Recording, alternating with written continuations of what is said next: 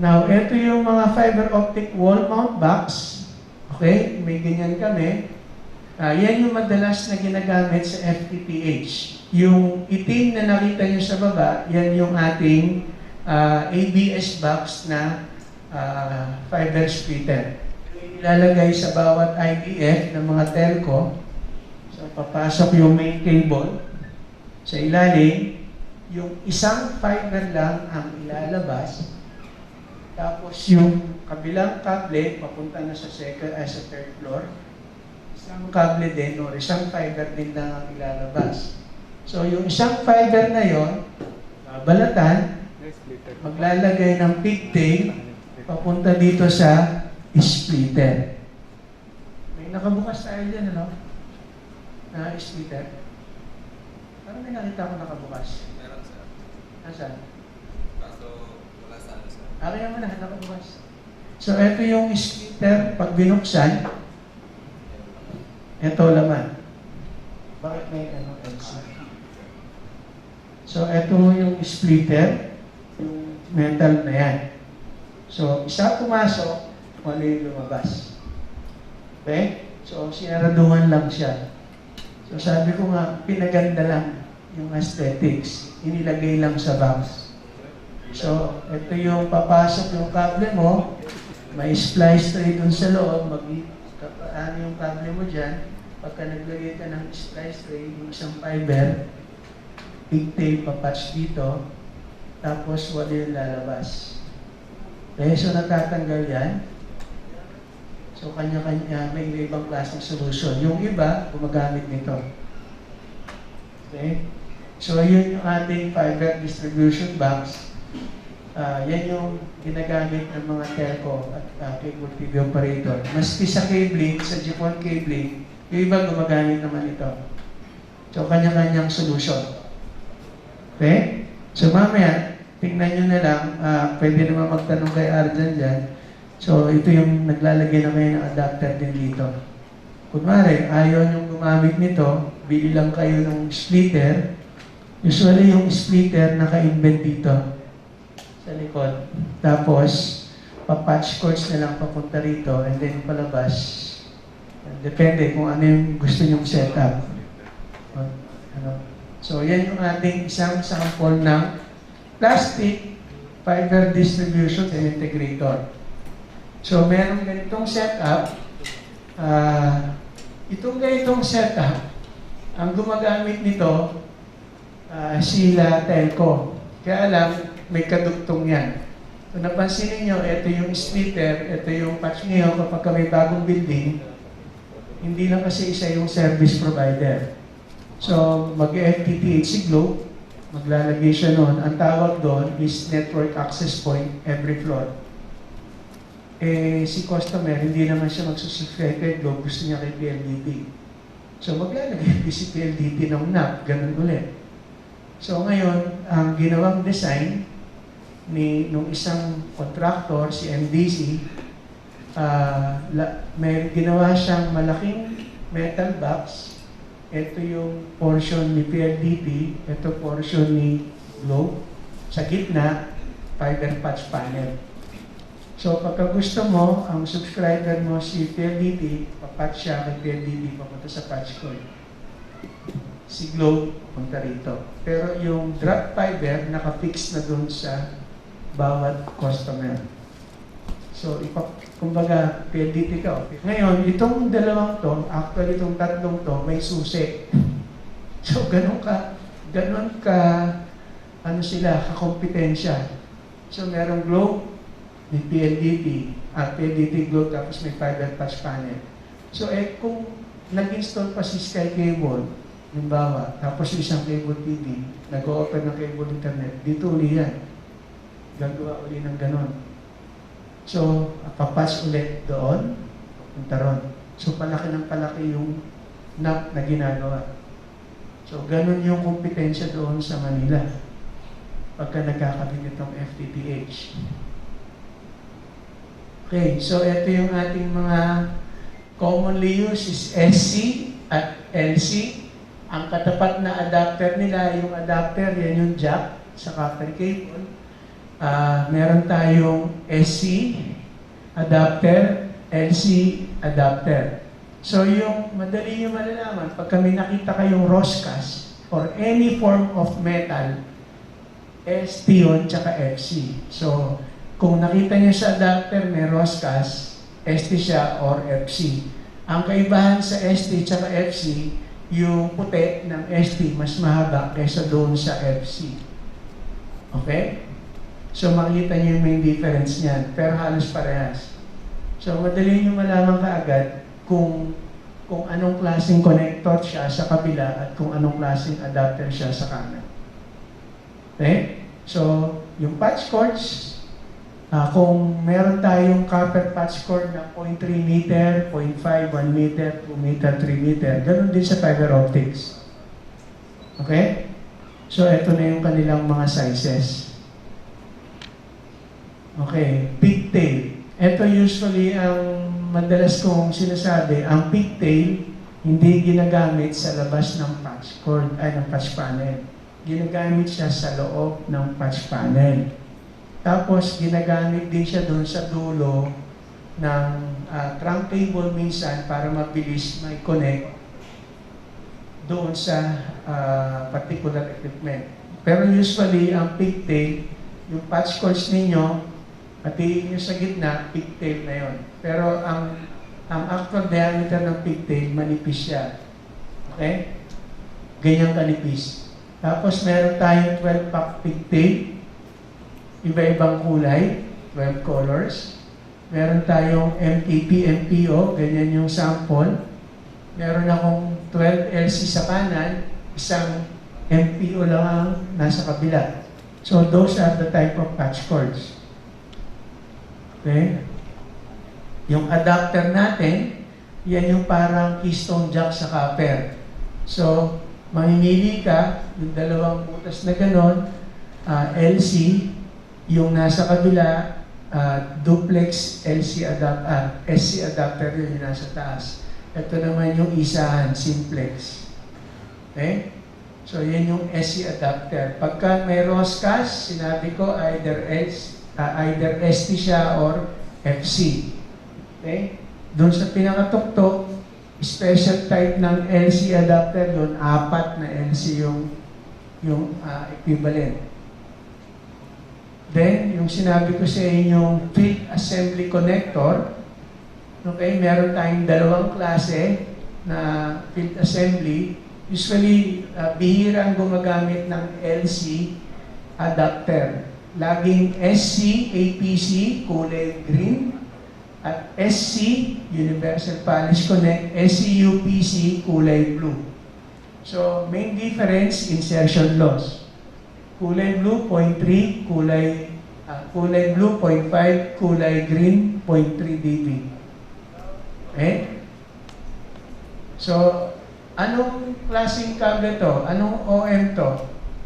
Either OM1 or OM2, kulay orange. Tama? Tapos, isa yung tube niya lang sa gitna, so tawag dito, unitube indoor multi-mode OM2 or OM1 fiber optic cable kasi kulay orange.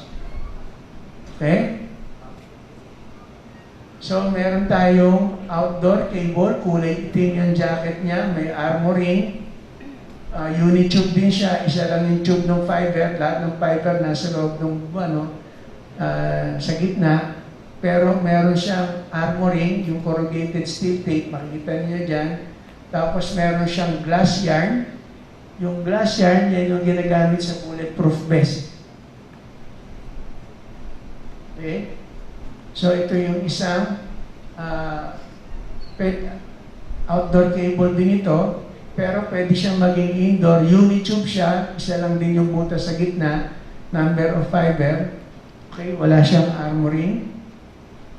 Then, ito yung tinatawag natin with 2 steel wire strengths sa kaliwat kanan. Tawag namin dito mini fiber. Pero iba-ibang tawag dito, iba-ibang description kung ano tawag. Ito yung buried cable na tinatawag. Ito yung ginagamit ng telco yung binabaon sa lupa. Okay, meron siyang 4 fiber per tube. Tapos meron siyang 4 tubes. Meron siyang dalawang, anong tawag doon sa dalawang puti na yun? Basta tube din siya. So, habang dumadami yung ginagamit mong tube, lalong nagmamahal yung fiber optic cable. Okay? So, kunwari, dito nagkakatalo minsan eh. Bumili ka sa supplier, sabi mo kailangan mo 24 core.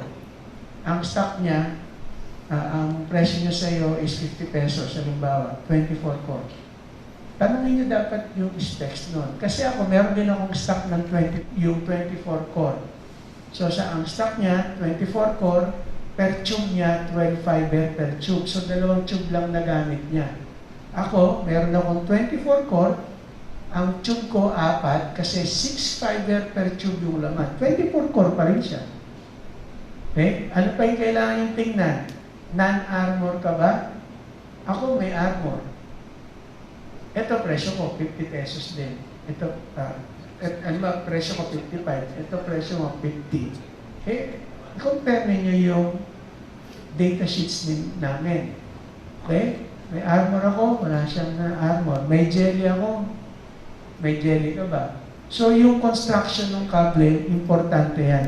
Kaya minsan, pag kami nagpapakot, ma'am, padala ko muna yung data sheets namin. Yan po yung stock namin. So, ano po ba yung kailangan ninyo? Okay? So, yun yung setup. Doon nagkakadayaan sa yung kung ilan yung fiber sa loob ng tube. Kung mas maraming fiber sa loob ng tube, mas mura yun. Iba pa yung ginamit na fiber. Makikita mo kung ang losses ng ginamit na fiber is 0.34, 0.35 versus doon sa ginamit na yung ino-open kong fiber na 0.32 dB, malaking diferensya yun. Kaya nga sabi ko, doon minsan sasabihin na, mura yan, tabi yung data sheet mo. Okay, doon. Kumbaga nagbebenta sila, mas lower yung quality specs nila than what we are offering. So, may mga ganon. Okay? So, meron tayong double armor. Dalawa yung block na nakita ninyo na may armoring din. Nasa yung ADSS cable, ito yung ginagamit nila Meralco.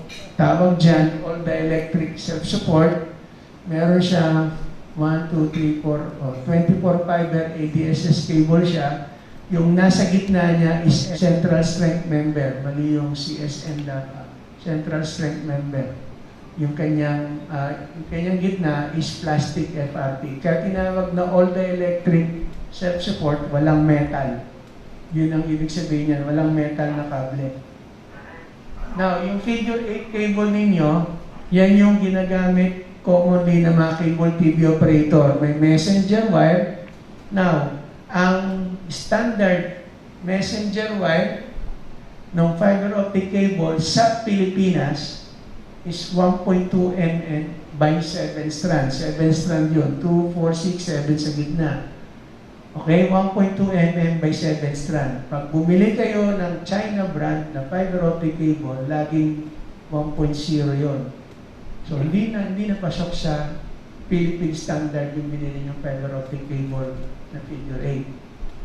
Okay? Then, yun, in-emphasize ko sa inyo yung construction ng kable. Habang dumadami yung number of tubes, mas mahal yung presyo ng kable. Okay? So, pagka kunwari, bumili kayo, sabi mo kanina, 24 core, fiber optic cable. Nag-supply si isang supplier, yung laman pala ng tube niya is 12 fiber per tube, mas mura siya kasi ang sinusunod ko, dalawa lang po, 4 fiber core kay Smart, ay kay PLDT, 6 fiber core kay Globe. Yun yung kanilang specs madalas. Okay? So, dumadami yung tube, depende dun sa requirements. Kunwari, 96 fiber. By 96 fiber, ilang tubes yung po pwede kong mailagay, nasa construction na yun. One example na lang is 48 fiber core. Pwede kang 8 tube, 6 fiber yung laman. Pwede rin baliktad, 6 tube, 8 fiber yung laman. Pwede 48 core, 12 tubes, at 12 fiber per tube. Apat lang yung tube na gagamitin mo. Mura na yun. Eh kung ginamit mo 24 fiber per tube, mas mura yung fiber na yun. Okay? Tapos, ano pa yung kailangan i-consider sa pagbili? Yung jacketing ng inyong outdoor cable, may tinatawag tayong tatlong klase ng jacketing. Merong low density, polyethylene, medium density, at yung manipis. Medium density, makapal. High density, mas makapal. Yung insulations ng kable. O dinadaya na naman tayo nung China problema. Ginamit pa lang insulation or jacket is low density polyethylene lang. Eh, ang ino-offer natin is high density. So, daming daya, doon sa construction ng kable mula doon sa fiber core. Okay? So, madalas, yun yung inilecture namin para na titignan nyo madalas yung datasheets din. Yung binili kong fiber, tingnan datasheet mo, insulation loss mo 32 dB, insulation loss ni China brand 35 dB, nagpack na yun. Okay, ibig sabihin, lumang fiber na hindi nagamit niya. Yung sa iyo, bago, kasi bago manufacture yung fiber. Yung doses mo. Madalas ganun, pag si Telco, bumisita sa factory, nagta-type approval visit si Telco sa factory. Pagka nag-test na kami doon, tinitira lahat ng quality doon. So kung pasok ka doon sa IEC standard, very particular kami, sila Telco doon. Kaya yung iba, yung binili nilang kable, hindi nila kinukuha. May tinatawag kami pre-delivery inspection. Bago namin, manufacturer ako, bago i-deliver kay PLDT, pupunta si PLDT representative sa factory, magra-random test siya. Ganun ang ginawa ni PTNT 300 rows na 48 core ang sinupply namin sa kanya. Pumunta yung representative niya, kumuha ng 5 rolyo, Dentines.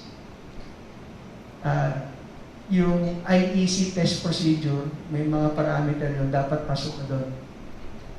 Eh, may sikreto pa doon kung paano mo itetest yung fiber core mismo. Yung fiber core, parang pag minanufacture, parang marami siyang bako-bako eh. Yung parang fiber mo. So, tawag doon fiber jitter. A special type of test equipment lang yung pwedeng maka-measure nun. So, doon minsan nakakalusot yung mga China brand. Pagka hindi marunong na pakitest mo nga, kasi papakita niya sa'yo yung isang buong fiber mo, ito yung test, straight line. 2 kilometer. Test mo yan, papakita niya, ito yung 2 kilometer, ito yung test. Sabihin mo, ilipat mo nga dito yung test equipment mo, 100 meter lang. Pagka 100 meter, makikita mo yung straight line, go, bako-bako na. So, quality ng fiber na yun, material. So, doon minsan kami natatawa pagka may binibisita kami ganung factory.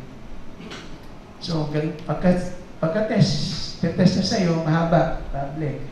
Parang hindi mo makita na parang kalye.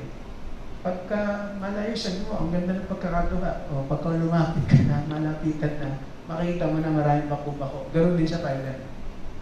Okay? Now, yung OPGW, ito yung ginagamit ng NGCP.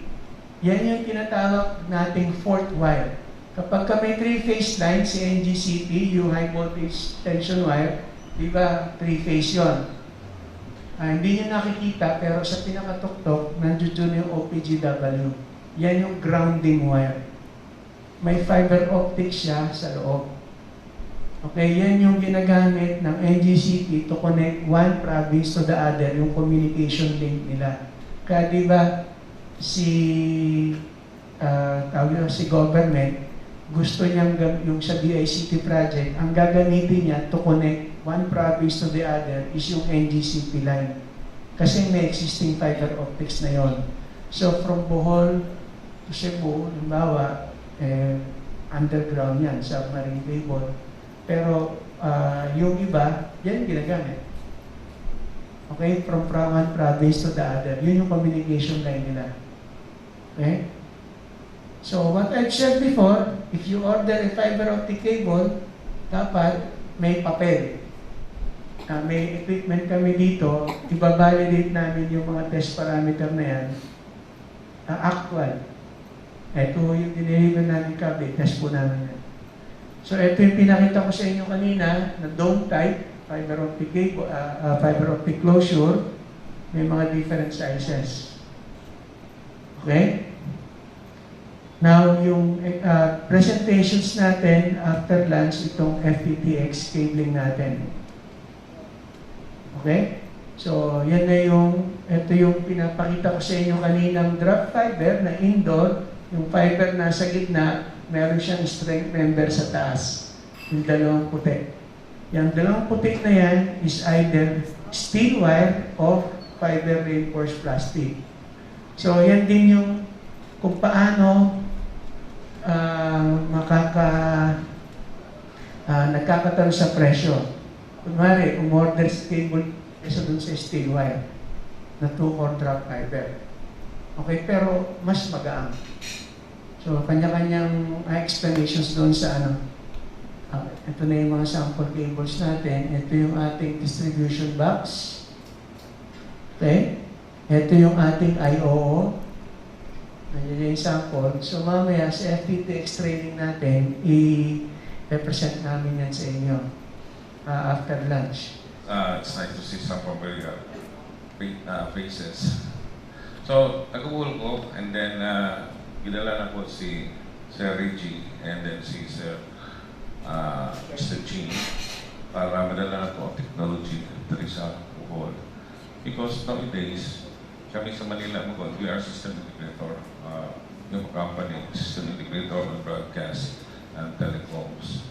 And then, sa Amoa Cable, we are now in the stage of doing fiber to homes. And Park Boholano, Boholano Broadband is our banner trading of our products for a point-to-point metered information rate data. No? So meaning, namin NTC license to operate value-added service in the whole province of Bohol. So we can offer direct committed information rate, internet or broadband right at your business unit.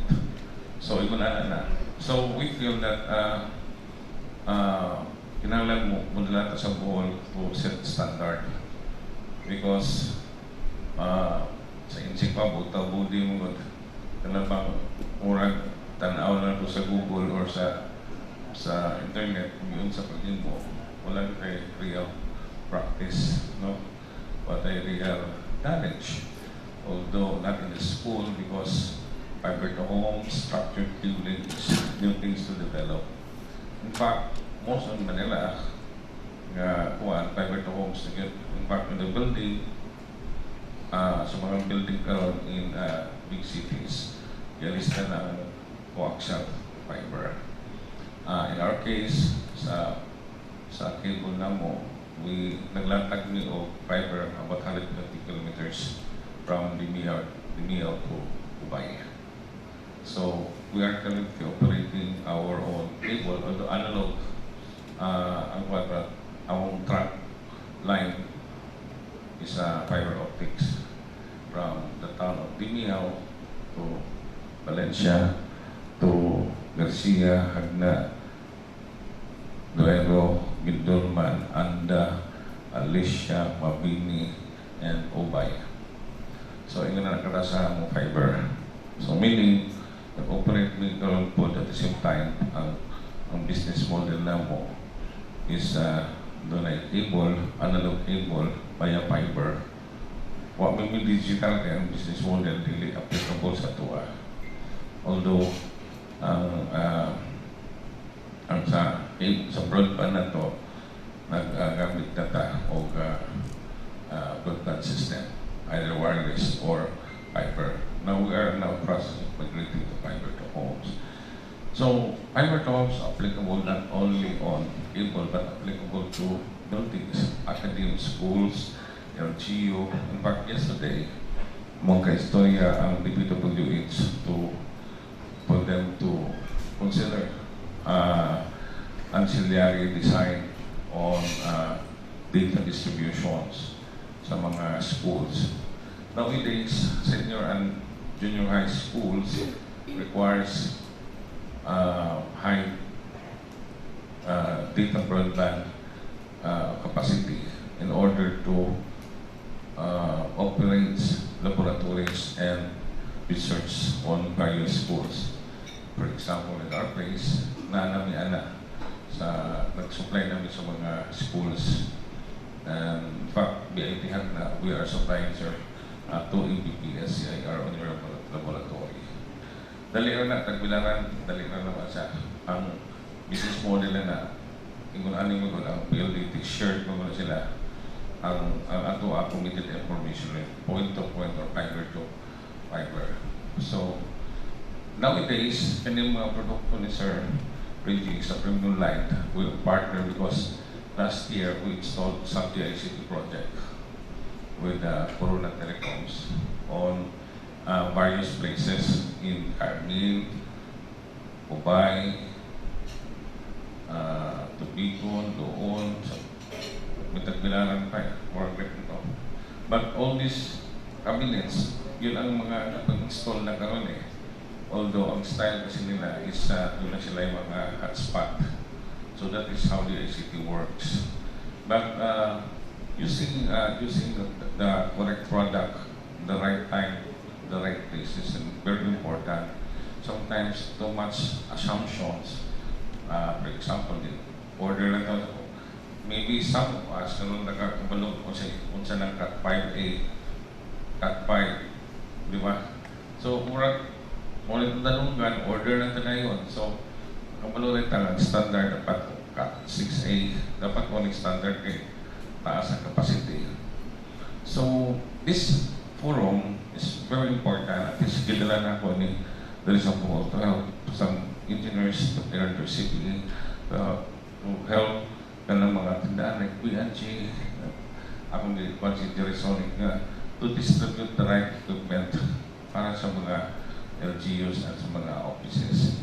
Now, in the case of mga resort, ang demand on high-speed broadband nowadays is very important. So, itong mga products ng premium line, this is the standard. We can buy a lot on even in Lazada and even other stores, but those the specification itself is not suitable to our requirements.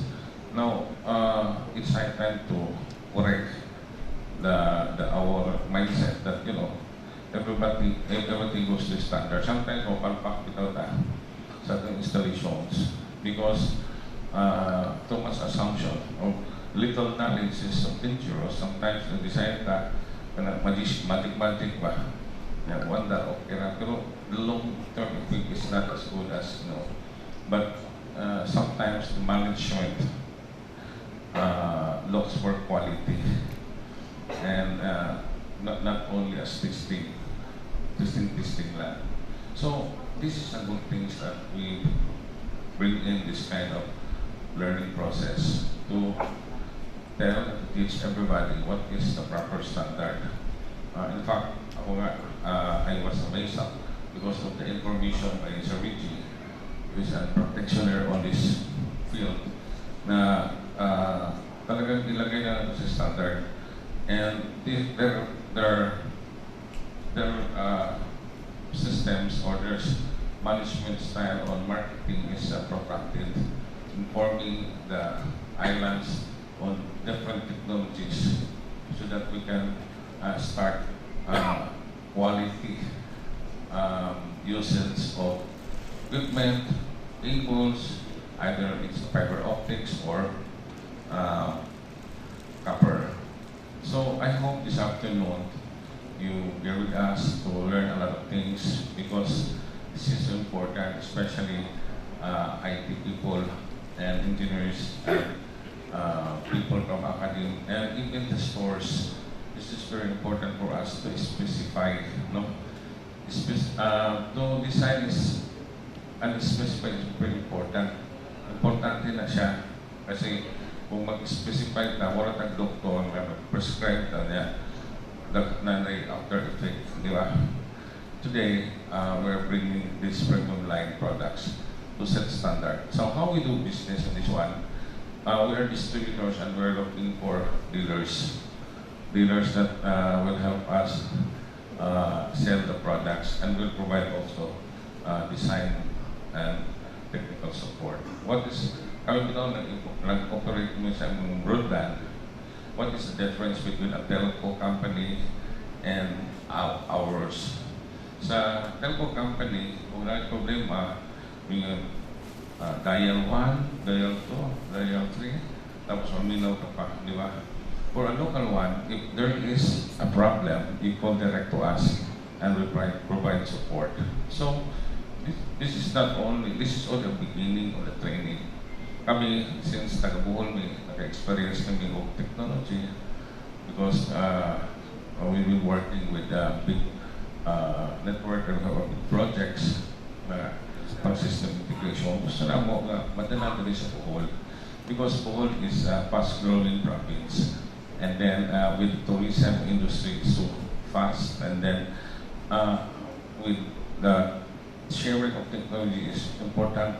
Dapat ang atong mga practitioners sa IT kay graduate pa ng mga IT na butang sa itong munisipyo, kapalo how to specify and how to at least Sir Reggie will provide us a bird's eye view, maybe some details on the design, on the structure cabling. Mamaya trailing na si Sir Reggie, doon na tayo testing at saka doon na tayo posting and estimates on the specifications. This is very important kay ingat-ingon mo, oy, panalitan. Doon ako'y kliyente si dating NBI Director, Mayor na karoon sa San Miguel, si Virgilio, Atty. Virgilio Mendez. Tingin siya, doon, tamangin ko ba, gusto ko internet kay ako punta NBI office ang sige sir. Pero ang gusto din niya, tibuok na ay lungsod, hinay ang internet. So may budget sila. Ang budget nila is i-wire nila ang buwan. Sometimes atong nahibuan, palitan ng router, hotspot, handshake. Pero kung building to building na, di naman na pwede, di ba? Sometimes, some of you may be here, nagtrabaho sa mga hospital. You know, sa hospital, dili pwede ng wireless lang.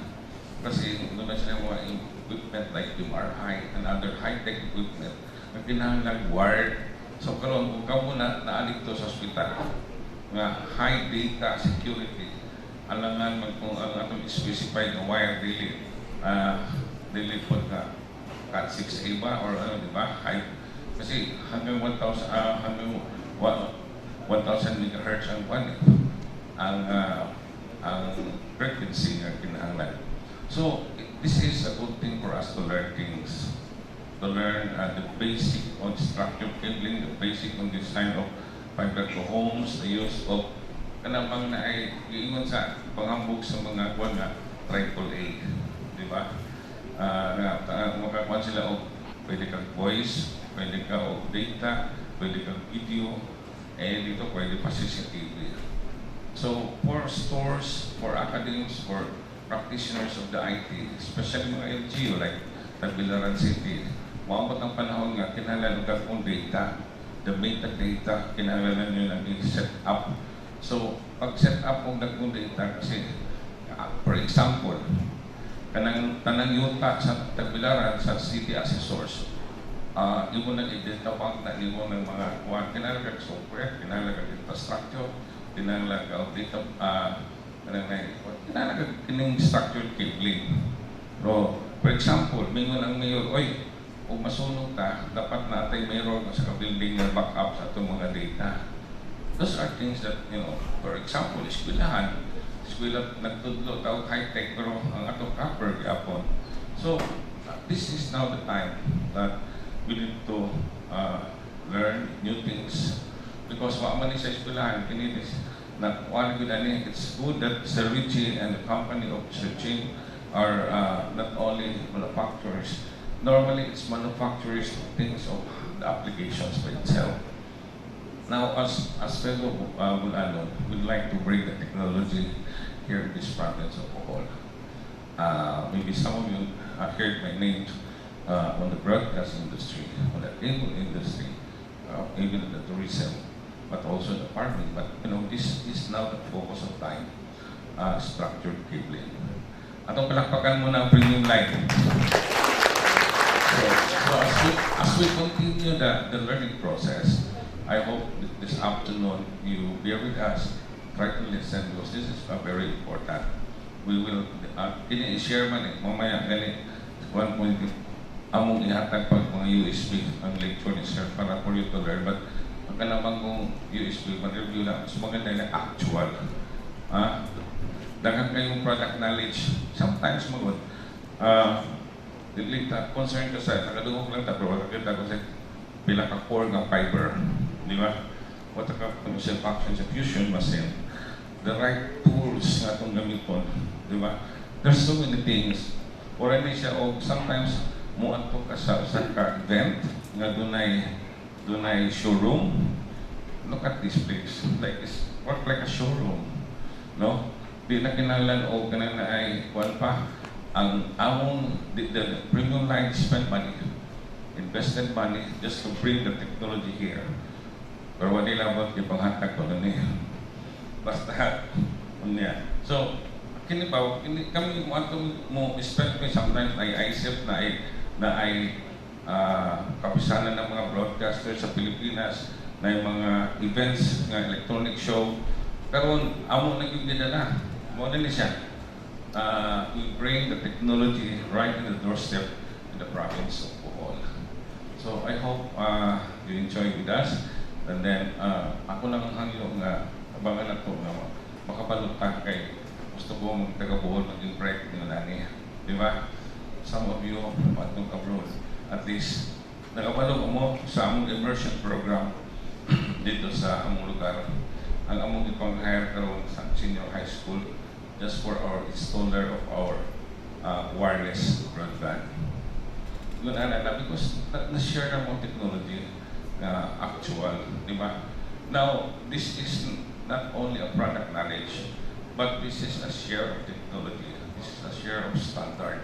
This is an opportunity, a rare opportunity that a premium line brought this kind of knowledge in this province of Bohol. And we would like to thank you to them. So, join us to learn new things about the future of telecommunications and the new products. Thank you and good afternoon.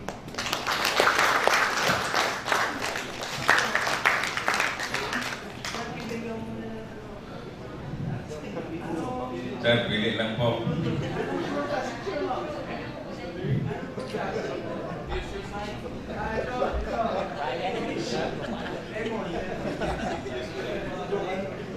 Ay kung dyan sa kayo, kung nag-asa ka, boss? From Shadow. Ay kabala ka, ako yung pagawa sa akong cable ng imong video.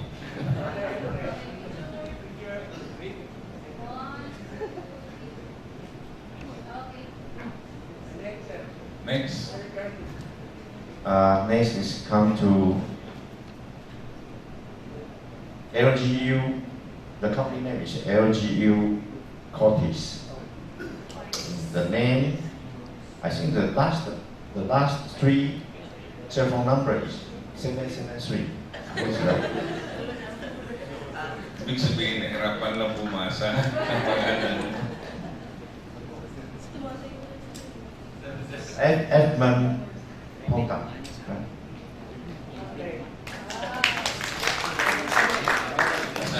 Mr. J looks like Chinese.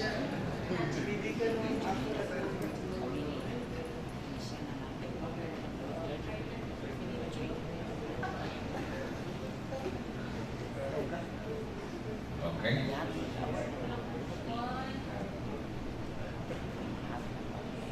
Saan ka lang mo? Herman Pundo. Nasa man? Fort you very much. Okay, the next one is globe number from Altora Store. Mr. Roberto Sibosa.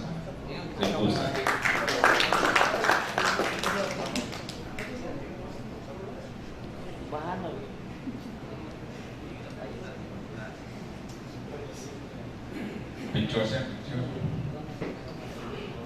Atau interview si sir. Kasi trabaho ni Walo sir.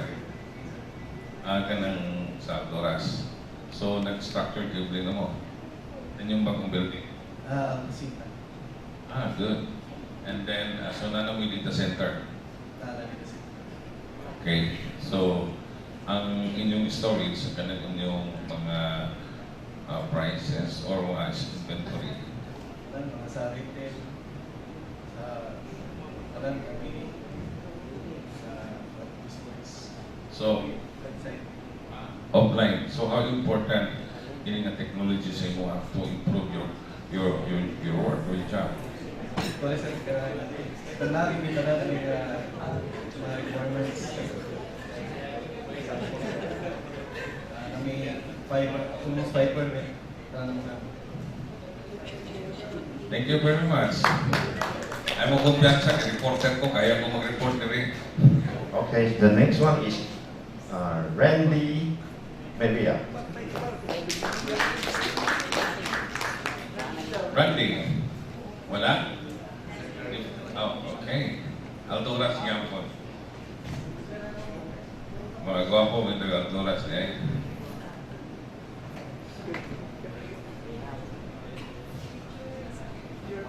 Ay kabalaga kay umutang mo alturas kay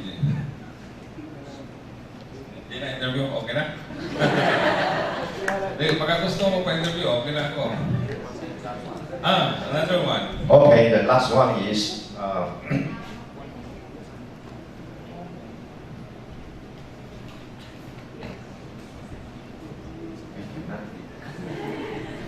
Ni hao.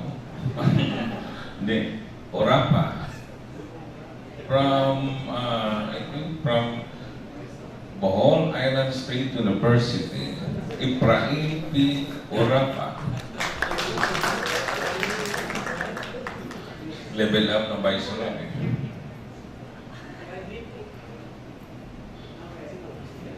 Picture. Now, ladies and gentlemen, kanang na ay pakita pabataay mo Dennis. Okay, thank you very much. So, meron pang additional ma'am for early bird participants. Okay. Number one from Bohol Island State.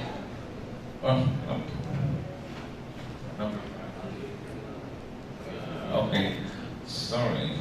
Number 5 kung niabot. Christine Llanos from San Miguel Cable Networks.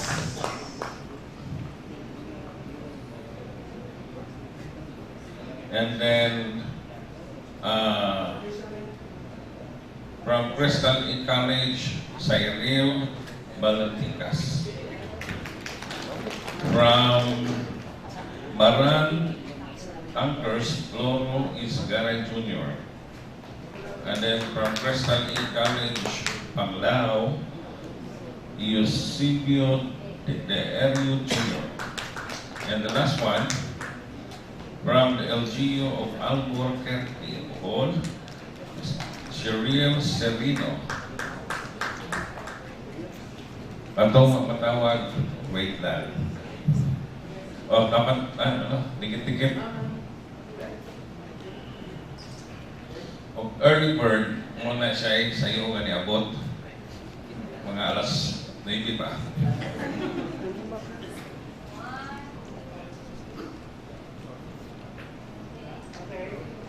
Daghang salamat. Okay, muna and see you over the lunch, no? Kinsa po yung video parion to... Higher than 32, yan na yung mga nakatayo. usually yung mga telcos at cable TV operators, yung mga malalaki yung expansion sa cities, yan ang ginagamit na. So we have the pizza box na tinatawag natin na rack mount type. May nakalagay ditong tenga. Tapos itong 16 dito, yun yung 16 na going, say for example, meron kayong 16 floor building. Okay, so bawat butas papunta sa bawat floor. Then yung active equipment ninyo, yun yung tutusok dito, may combo type, tsaka fiber optics. Pagka sinabing may combo, may UTP, RJ45 patch areas kayo dito. Tapos may mayroon kayong mga SFP module ports. So, kunwari IPTVX, yung inyong trunk doon, may palabas na wire, ipapatch nyo lang dito. Yung inyong layer 3 switch, yung port 1, ipapatch nyo rin dito. Okay, so, yung core switch ninyo, layer, yung port 1, nakapatch dyan, tapos yung 2, 3, 4, 5, yun yung inyong mga server patching. Okay, so yun ilalagay ninyo dyan. Bago yun, so yung layer 3 core switch na nakapasok din dyan. So usually kasi pagka nag-set up kayo ng CCTV, may mga servers yun. Depende doon sa capacity o yung recording time na gusto nyong ilagay. Yung may NVR pa rin kayo. Okay? So, yun yung mga in-betweens. So, yung output nun, yun yung mga lalabas dito sa ating tinatawag na optical node unit or optical node terminal. Nakakalito, no? Pagka sinabing ONU, American version yun. Pagka ONT, European version yun. So, optical node terminal Europe, optical node unit US version. Nagkasundo lang sila dun sa term ng OLT. Parang tawag nila dyan, OLT. Okay? So, mamaya makikita ninyo. So, ito yung isang ONT. Isang type lang to ng ONT. So, mayroong type na walang Wi-Fi, mayroong may Wi-Fi. Ito may voice. Isa kanina, may cable TV RF overlay. So, ayan siya. So, ito mismo, wala yata itong Wi-Fi. Meron ba nakalagay? Ayun. Meron. LAN, 4 na LAN, may 2 phone, may isang Wi-Fi frequency 2.4. Okay? So usually, yung mga hotels, kunwari dyan sa Panglao area, ayaw ng mga hotel owners ng may wire, yung Wi-Fi. So gusto nila yung antenna nasa loob. So meron tayong may antenna, meron din tayo sa loob. Yung item na yon, dalawa yung kanyang antenna. So may pang 2.4 Wi-Fi at isang 5.3 frequency. Okay? So yun yung madalas na in-offer namin sa mga hotels. So ang bottom line, dalawa yung equipment, OLT and ONT.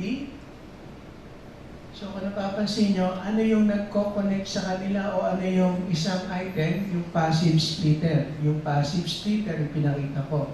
So, ang importante, yung single infrastructure for multiple service. So, in-explain ko kanina, halimbawa dito sa floor na to, maglalatag kayo ng voice network yun. Ilang wires, point-to-point ang solution ninyo. Then, data network, ilang wires o ilang endpoints, latag kayo, point-to-point, lahat yon. So, ang offer ng ating FTTX is lahat yan, okay, i-consolidate ko yung voice, yung data, lahat tutusok dito sa room, ito lang nakalagay sa room, tapos copper dito, copper cabling all the way here, at lalabas yung fiber natin, papunta na doon sa pinatawag nating NAP na nasa IDF, yung NAP, yung may splitter, then all the way na doon sa baba na nandoon yung OLT natin. So magsisimulation tayo ng mga sample niyan. Okay, so ito yung mga outputs na po pwede nating ilabas doon sa ating ONT. Now, itong pinapakita namin sa inyo, puti, pang indoor siya. Pagka naging itim siya, meron kaming itim, industrial grade, yun yung may PoE, Ibig sabihin, ito yung, meron kaming ganito na pang-outdoor. Pwedeng gamitin sa outdoor street CCTV. May power over Ethernet siya. So, kunwari, naglagay ako nito sa poste, yung unit ko, siyempre kailangan niya ng konting power din. So, yung cameras ninyo, hindi nyo na dapat hanapan ko sa iyo itatap na 220 kasi may power na siyang pwede makuha dito sa ano natin, PoE, ONT. Tinatawag, merong 4-port at merong 8-port. So, 8 camera, naka-home run dito, or 4 na camera, naka-home run dyan. Hindi mo na ikatap sa 220, okay? Dahil dito na nakakonect, may power na yung inyong utility patch cords doon sa cameras. Okay, so yun yung pang-outdoor. So, kulay itim yung forma. Okay? So, yan yung solutions namin doon sa, mari, mag-CCTV kayo sa Tagbilaran. Kaya ho namin i-design yun. Kami ho yung nag-supply at nag-design doon sa Pasig and Ortigas CCTV. Dinesign namin fiber backbone nila. Okay, hindi pa uuso yung, yung FTTH. Just to give you an example, ano yung kung pwedeng paggamitan ng ONT. So, usong-uso ngayon yung street CCTV, Intelligent Traffic Management System, Flood Warning System, yung Public Information, ano nga ba tawag namin doon? Yung Digital Signage, Public Information Display System, lahat yung pure data. Okay? So, customized solution yun, halimbawa dito sa buong buhay. Meron ba makakapag-offer ng ganong solution? So, may mga ganon tayong solution. And, kanina, may nagtatanong sa akin, LGU. So, ang problema doon, usually ganon nangyayari sa amin, kino-conceptualize namin, may solution kami, tapos dadaan sa bidding, tatalo kami. Kami lahat gumawa, nagtaliwa yung kumain. So, nagkaroon na kami ng ganong experience. So, what we are always presenting is yung, usually kasi pagka-government, may PhilJEPs, may bidding. Laging may bidding, lowest bidder. So, sometimes we are suggesting doon sa nag-originate ng project, kung gusto mo kaming kausap, ayusin natin yung TOR, that's one. So, syempre, yung specs namin, ilalagay namin doon. Kunwari, kami lang yung may passport na streamline. Number 2, kinakailangan may presence ka o distributor na may stock doon sa lugar. Kinakailangan may tech support. Kami lang yung may distributor na pwede may tech support. Kasi pag nanalo taga Manila, humingi ka ng tulong, ang tagal bago ka masuportahan. So may mga ganun kami ibang nilalagay na proposition. Now, ang isang lagi namin ginagawa pagka malaki yung project ng LGU is we present to them yung tinatawag na lease to own model or OPEX model. So, ang kung pwede lang mag-offer sa LGU na wala ng bidding ng project, usually sinasurvey namin, dinidesign namin, tapos inilalapit namin yung cost ng project sa service provider. Sino siya yung service provider? Cable TV operator, telecom operator, dun sa area ninyo.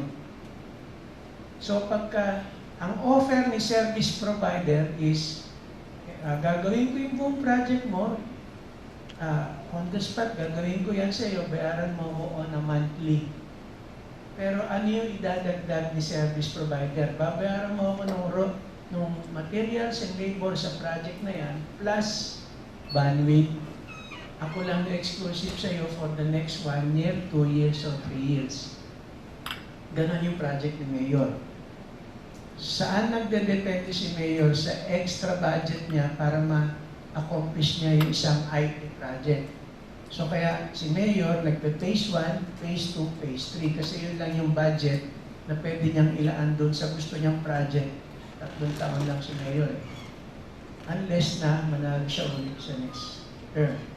So doon pumapasok yung si telco o si service provider mag-o-offer, sir, magkano yung project estimate mo doon o budget mo? About 10 million. 30 million na lang. Phase 1, 10 million. Phase 2, 10 million. And phase 3. So, 3 taon yung project. Lalapit si... So, pagka nagpa-bid, lowest bidder. So, pagka nagpa-bid, lowest bidder, kung sino manalo, babayaran ni Mayor. Capex yun. Gawin ko yung project mo, gawin ko agad yan, hindi mo na kailangan magante ng 1 year, 2 year, 3 years, phase by phase. Full phase, gawin ko, bayaran mo ako monthly. Pero wala nang giving yun dahil service provider, OPEX yun. Tawag namin doon, lease to own. Okay? Yun ang ginagawa din ng PLDT. One example, sa Dumaguete, ang nanalo doon si PLDT. Yung CCTV, street CCTV sa buong Dumaguete yun. Okay? Si Herbey, basta si Herbey nung isang SI, inilapit niya kay PLDT, in-offer ni PLDT. Okay? In-offer ni PLDT. Pumayag si Mayor, monthly payment. So, wala nang bidding. Pagbabayad si Mayor, 330 million divided by 36 months. So, babayaran niya yun ng gano'n. Pero, nagamit niya na yung system o yung project. Meron na siyang accomplishment report doon sa kanyang constituents. Ganon din yung ibang project na ginagawa namin, yung isang buong island ng Bataan, One Bataan Fiber Backbone. So, lahat ng government units, meron silang available budget for NDRRMC, National Disaster Risk Reduction Management, o yung PDRRMO. Meron kayong available budget kung meron kayong business plan na pwedeng ibigay. At si city mayor or si governor, pwede siyang gumawa ng sarili niyang communication link para lahat ng town naka-VoIP connectivity, may CCTV, and naka-fiber kayo. Marami kayong pwedeng paggawan ng fiber. Sabi ko nga, yung isang pinopropose ko dyan, yung flood warning system, simple lang yun. Parang may thermometer lang doon. Yun yung solutions ng DOST Pag-asa.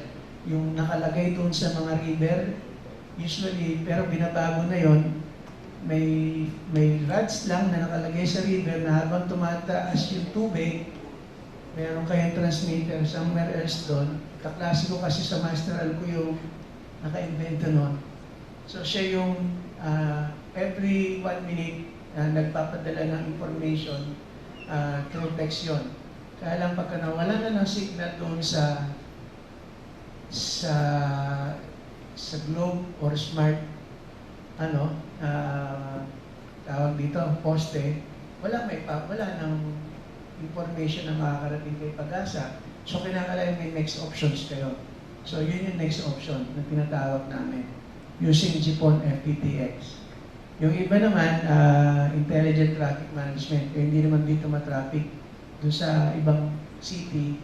So yung sinasabi ko, maraming paggagamitan ito, yung bawat butas dito. So ito mismo, may tinatawag tayong emergency telephone system. Lagay mo ito halimbawa sa highway, naka-backbone kayo.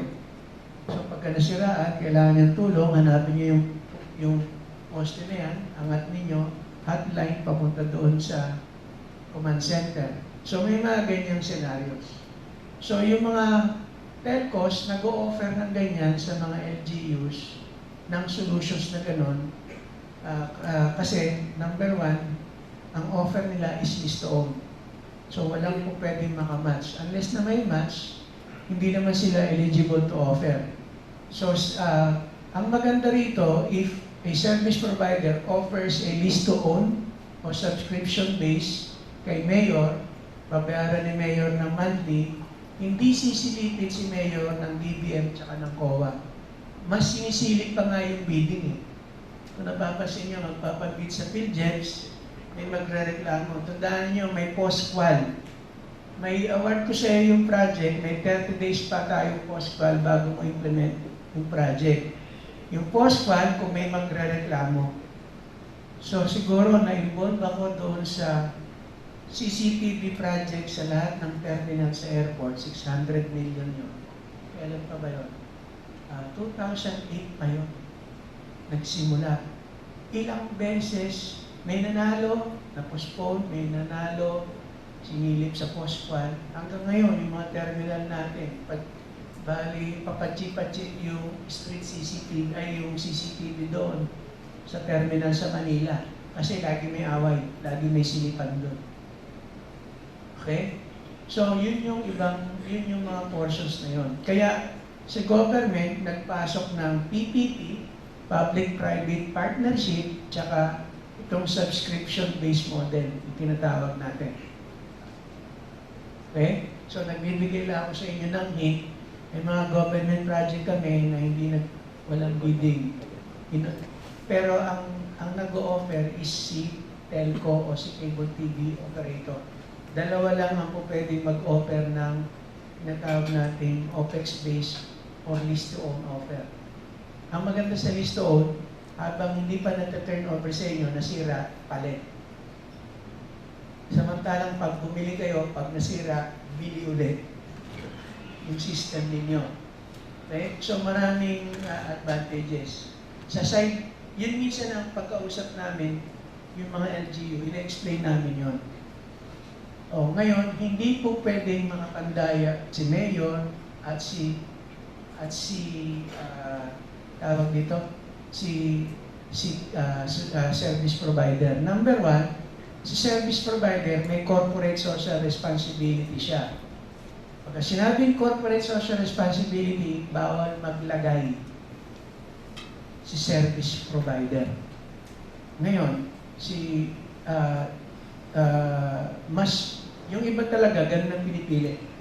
Kasi si telco, sabi ko nga, hindi siya sisilipin ni COA tsaka ni DBM kasi bawal kay telco yung ganun. Okay? So yun yung sinasabi namin. Kaya mas hindi sinisilip yun. Mas sinisilip pa yung bidding. Kasi sa bidding, may particular limit yung kung bumili ka nun, nagre-range lang dito yung presyo niyan dapat. Pag lumagpas ka ron, kunwari biniling walis tingting, ang presyo is 27 pesos, magkano lang walis tingting? 10 piso. So, masisilip ka ng BBM doon. Mara yung aming